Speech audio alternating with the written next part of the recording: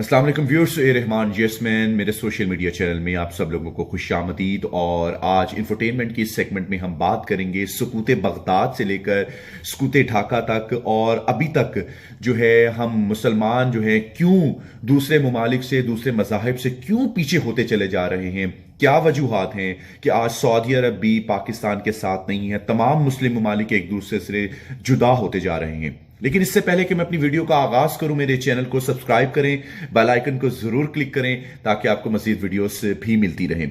Viewers, जब अमरीकी सदर ट्रंप ने सऊदी अरब को जतलाया कि अमरीकी तहफ्फुज़ के बगैर तुम्हारी हुकूमत 2 हफ्ते भी नहीं चल सकती, उन्हीं दिनों सऊदीया में एक ऊंट को 16 मिलियन रियाल का सोने का हार पहनाया गया था।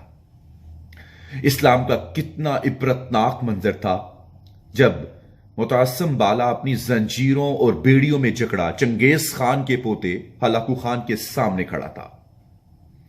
व्यूअर्स, खाने का वक्त आया तो हलाकू खान ने खुद सादा बर्तन में खाना खाया और खलीफा के सामने सोने की तश्तरियों में हीरे जवाहरात रख दिए। फिर मुतासम से कहा, जो सोना चांदी तुम इकट्ठा करते वो खाओ। बगदाद का ताजदार बेचारगी और बेबसी की तस्वीर बना खड़ा था। बोला, मैं सोना कैसे खाऊं? हालाकू ने फौरन कहा कि फिर तुमने ये सोना और चांदी क्यों जमा किया?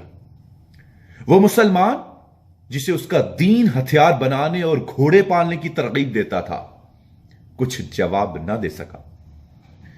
हलाकू खान ने नजरें घुमाकर महल की जालियों और मजबूत दरवाजे देखे और सवाल किया, तुमने इन जालियों को पिघलाकर आहनी तीर क्यों नहीं बनाए? तुमने ये जवाहरात जमा करने की बजाय अपने सिपाहियों को रकम क्यों ना दी ताकि वो जांबाजी और दलेरी से अपनी फौज का मुकाबला करते? खलीफा ने जवाब दिया, अल्लाह की यही मर्जी थी। हलाकू ने कड़कदार लहजे में कहा, फिर जो तुम्हारे साथ होने वाला है वो भी खुदा की ही मर्जी होगी।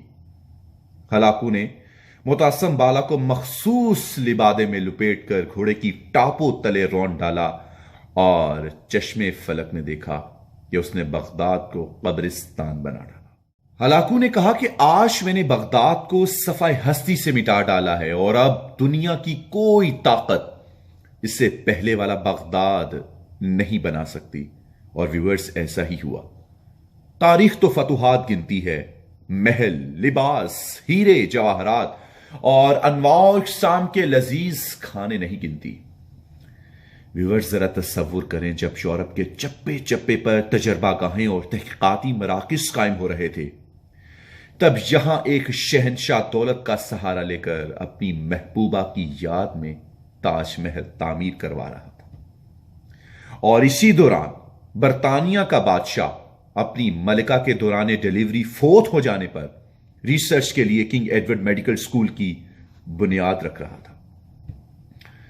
जब मगरिब में अलूम फनून के बम फट रहे थे, तब यहां तानसन जैसे लोग नित नए राग इजाद कर रहे थे और नोखेस खूबसूरत पुरकशिश रकासाएं शाही दरबारों की जीनत और शान बनी हुई थी।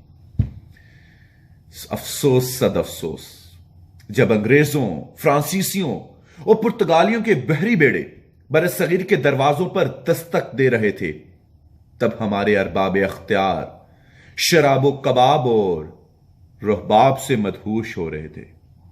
तारीख को इस बात से कोई गर्ज नहीं होती कि हुक्मरानों की तिजोरियां भरी हैं या खाली हैं, शहनशाहों के ताज में हीरे जड़े हैं या नहीं, दरबारों में खुशामदियों, मरासियों, तबला नवाजों, तवायफों, वजीफा ख्वार शायरों और जी हजूरियों का जुर्मट है या नहीं। तारीख को सिर्फ कामयाबियों से गर्ज होती है और तारीख कभी उसे कबूल नहीं करती। आखिरी में मैं ये शेर के साथ अपनी वीडियो का इख्तिताम करूंगा कि बेचकर तलवारें खरीद लिए मुसल्ले हमने। इकबाल फरमाते हैं कि बेचकर तलवारें खरीद लिए मुसल्ले हमने, बेटियां लुटती रहीं और हम दुआ करते रहे।